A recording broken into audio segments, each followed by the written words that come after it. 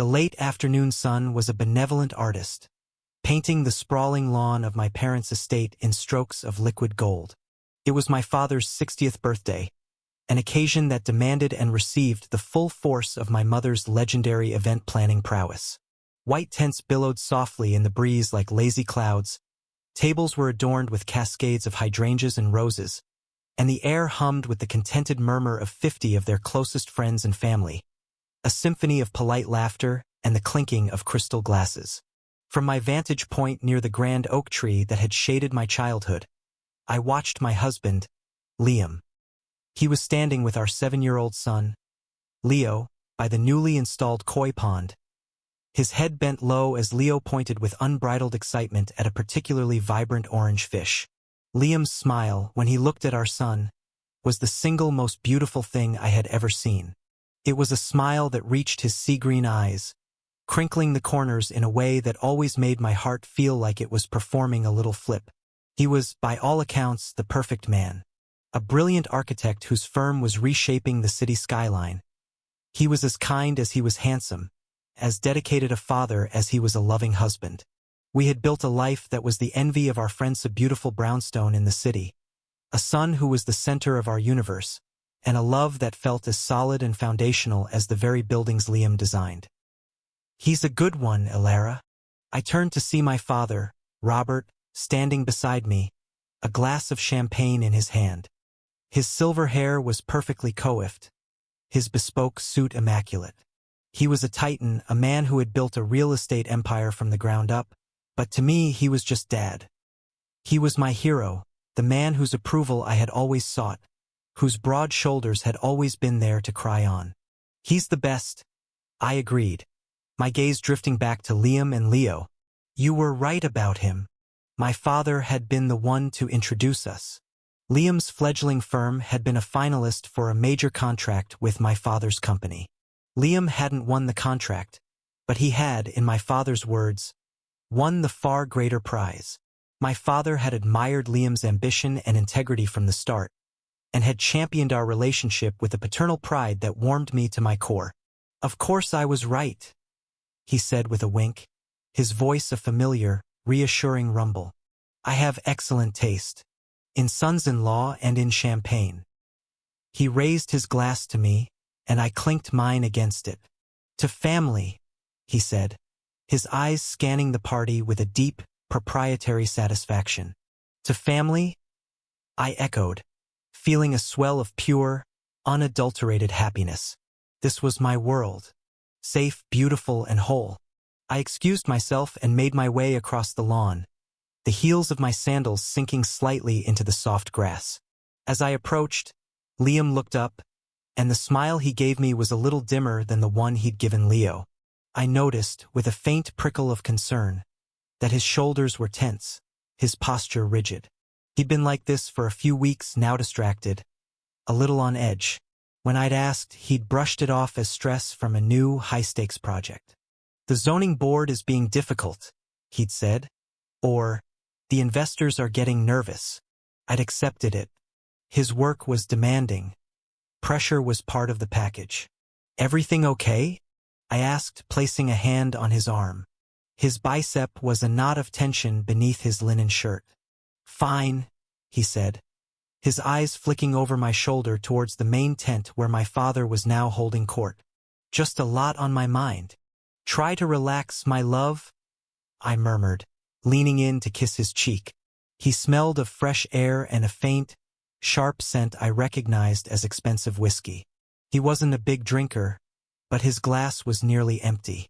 "It's a party. Your father-in-law's big day. No work talk allowed." He forced a smile. "You're right. Sorry." He turned his full attention back to me and Leo, and for the next hour he was the Liam I knew and loved.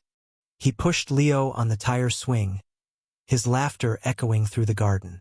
He engaged in a spirited debate with my uncle about modern architecture versus classicism.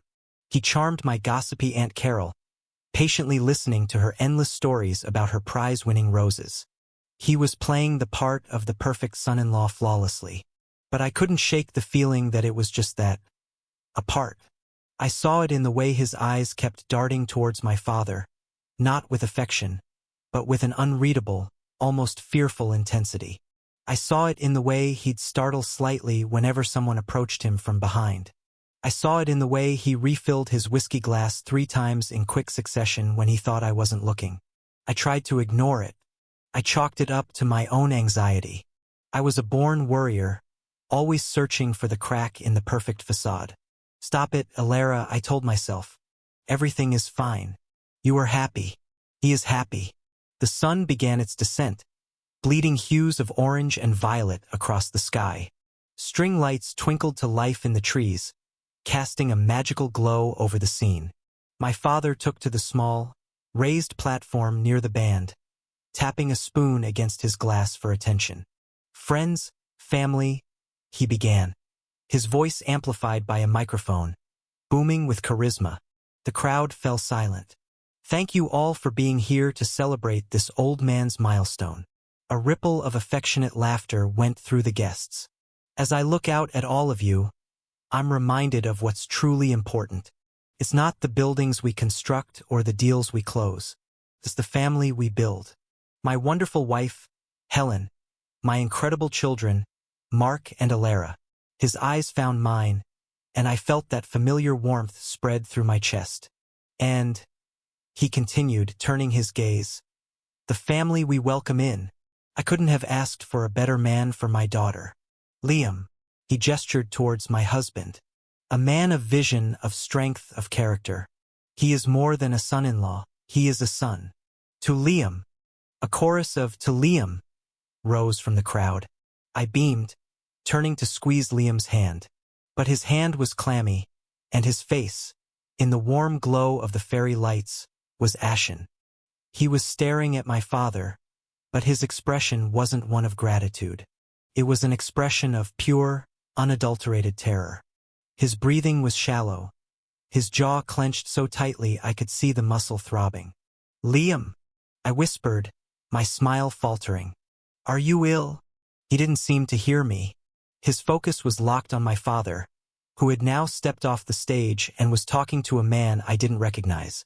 The man was burly, dressed in a suit that looked a size too small, with a shaved head and a grim, unsmiling face.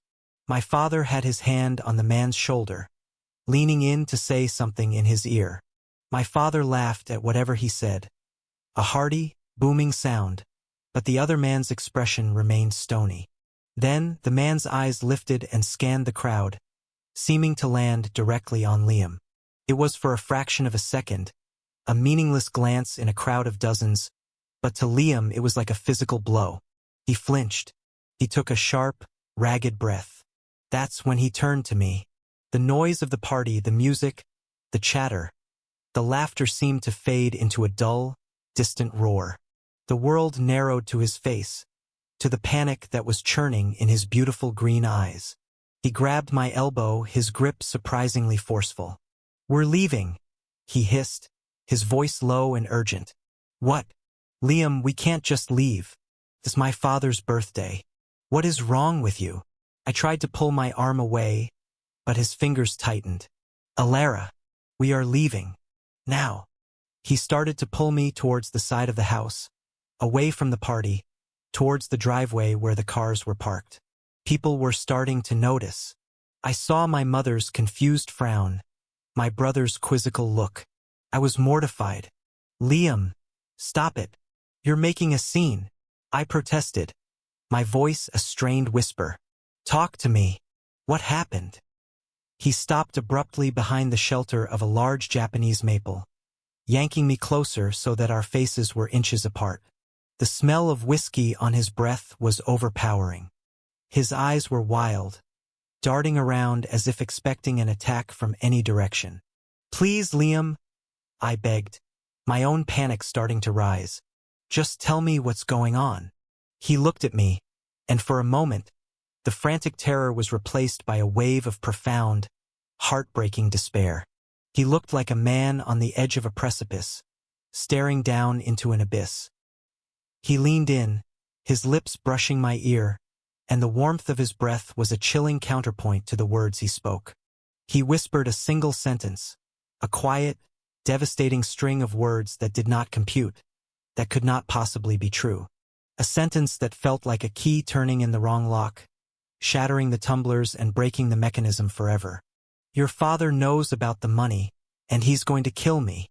I went rigid, speechless. The world stopped spinning. The sounds of the party, the chirping of crickets, the gentle breezite all vanished. There was only the ringing in my ears and the echo of his impossible words. My father, my hero, killer. The concepts were so alien, so antithetical to my reality, that my brain simply refused to process them. It was like he had told me the sky was green, that water was dry. I stared at him, my mouth agape, searching his face for the punchline, for the sign that this was some kind of sick, elaborate, alcohol-fueled joke. But there was no joke there. There was only the raw, visceral fear of a hunted animal. Before I could form a thought, a word, a single coherent protest, he was pulling me again. "Come on," he snarled, his voice cracking. "We have to go." He dragged me away from the party, his hand a manacle on my wrist. I stumbled after him, my mind a complete and utter blank. I was a doll, a puppet, my strings being pulled by a man I suddenly didn't recognize. We passed the valets, Liam tossing the keys to our car at a startled young man and barking our ticket number. We got into our car, the familiar leather interior suddenly feeling alien and hostile. Liam didn't waste a second. He jammed the key into the ignition, the engine roaring to life with an aggressive snarl. He threw the car into reverse, tires screeching on the gravel driveway, and sped away from my family home, away from the twinkling lights and the warm laughter, away from the golden, gilded cage I had just realized I was living in. I looked back just once, through the rear window. I could see the party, a perfect tableau of happiness and celebration, continuing on without us. And standing at the edge of the lawn, bathed in the soft light, was my father. He was watching us go, a serene, unreadable expression on his face.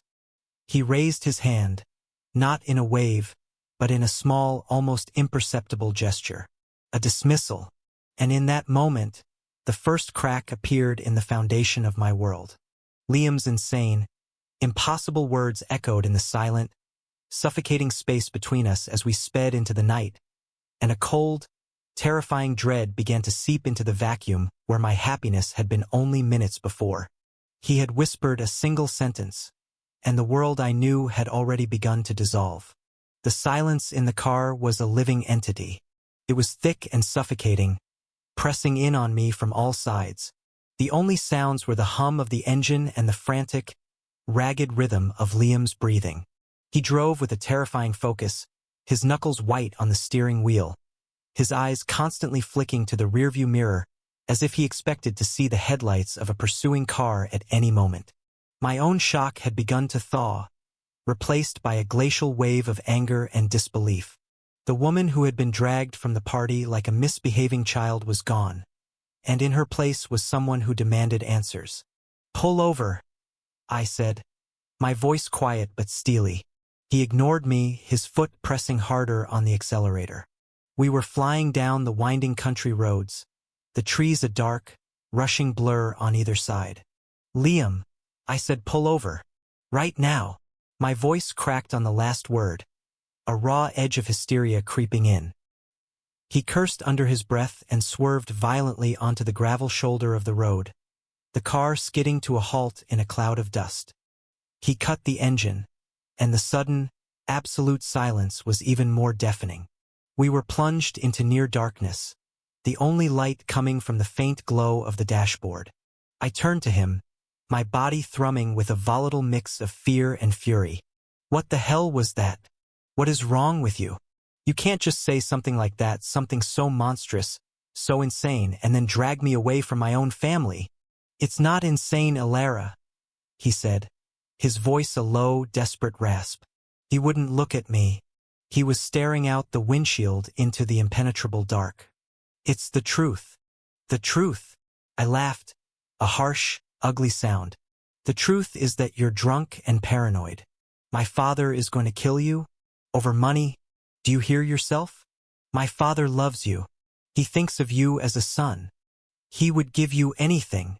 That's what I thought too, he whispered. That was the trap.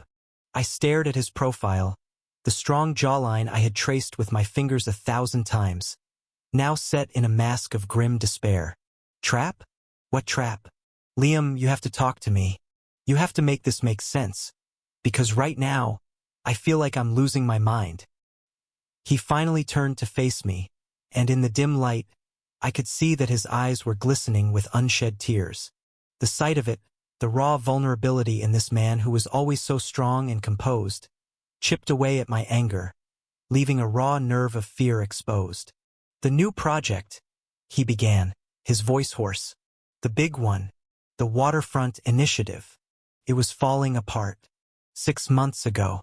I didn't tell you because I was ashamed. I was supposed to be the brilliant architect, the man who could do no wrong. Your father's golden boy. But I over-leveraged, the investors got cold feet after a market dip, and the whole thing was about to collapse. I was going to lose everything. The firm, our house, all of it. I listened, my heart sinking. He had hidden this from me. This massive, life-altering problem. We were partners, we were supposed to share the burdens. The first layer of our life together peeled back, revealing a rot I never knew existed. Why didn't you tell me? I asked, my voice softer now. We could have figured it out. We could have gone to my dad together. He would have helped.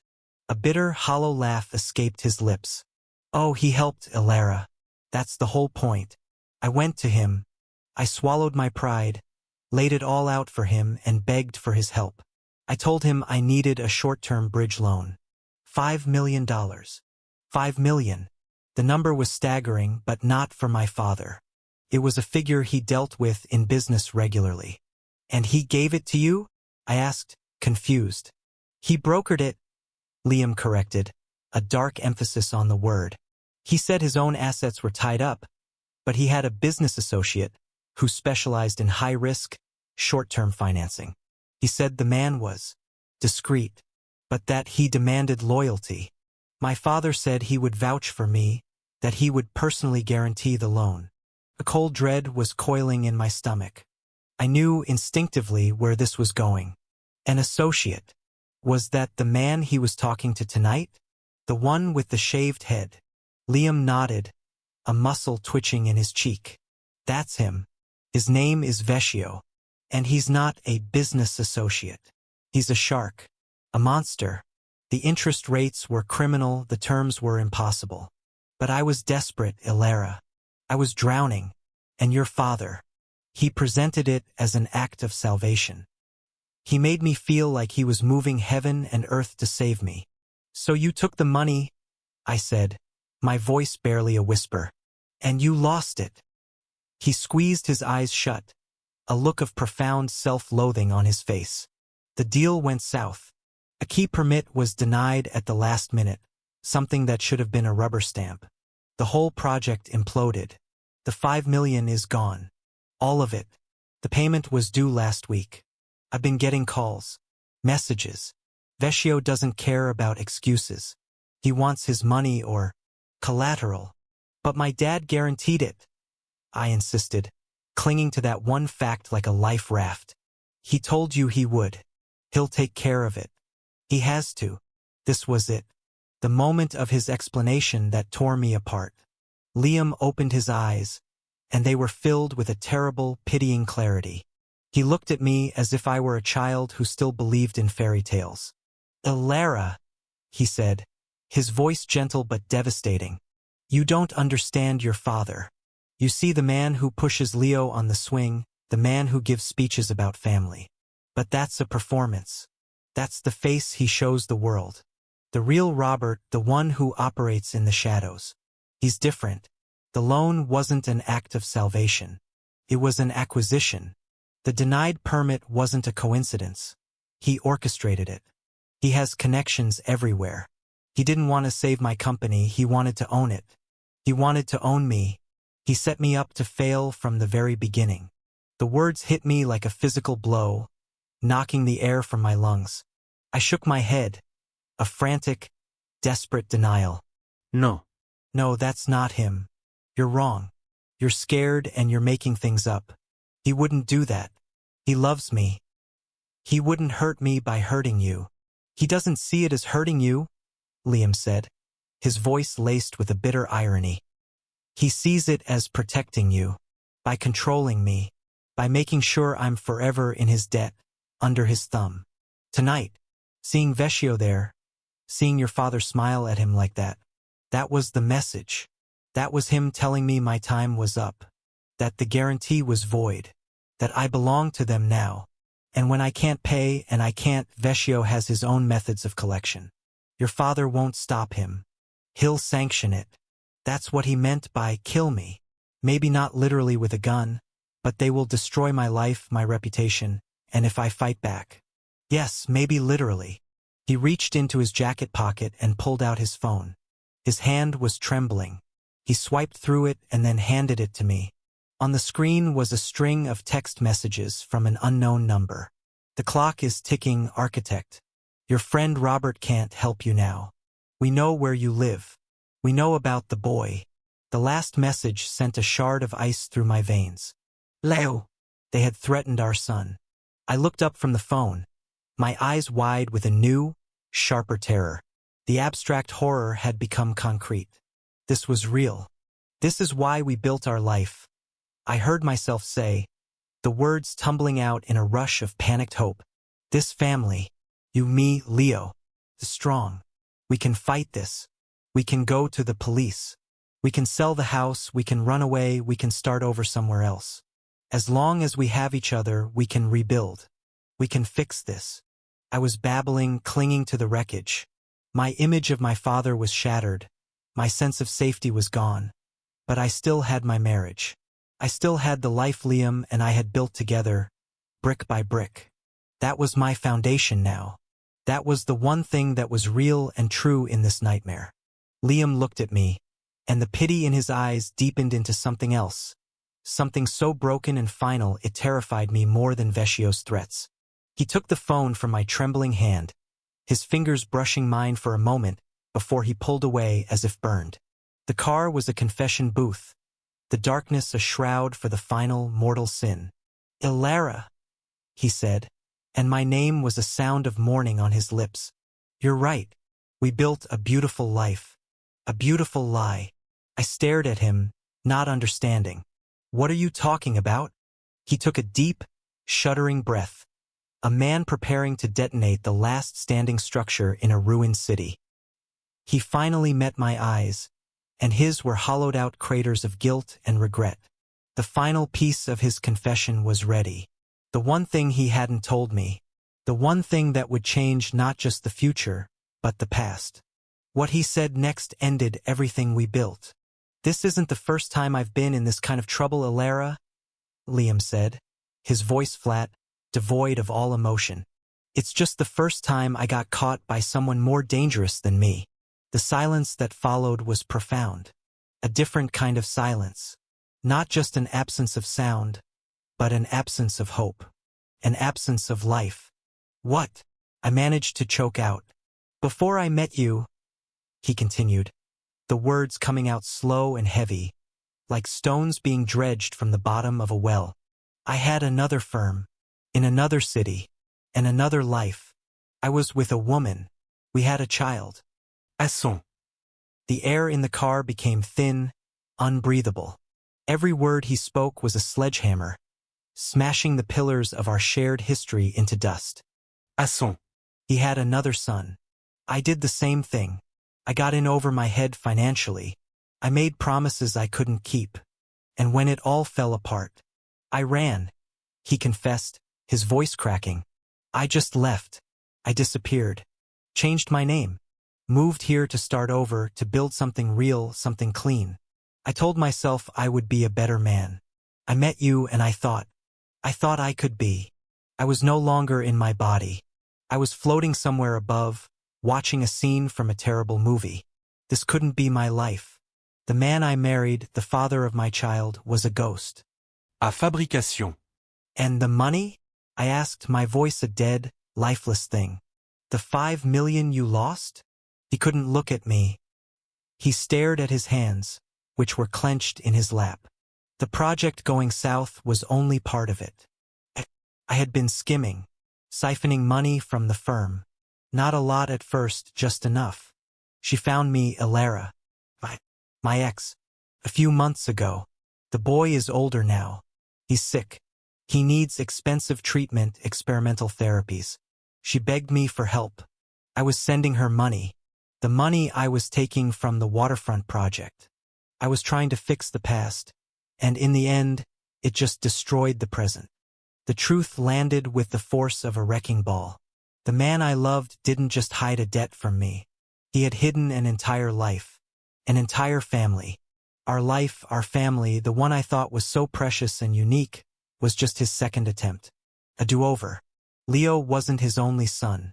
My love wasn't his only love. Everything we built wasn't a testament to our future. It was his escape from his past. And the final, horrifying irony clicked into place. My father, the monster who had set a trap for him, had inadvertently caught a different kind of liar. A man running from a debt far more profound than money. I looked at him, at this stranger sitting in the driver's seat of our car. The handsome face was now a mask. The sea-green eyes were now just the color of a cold, deep ocean where secrets drowned.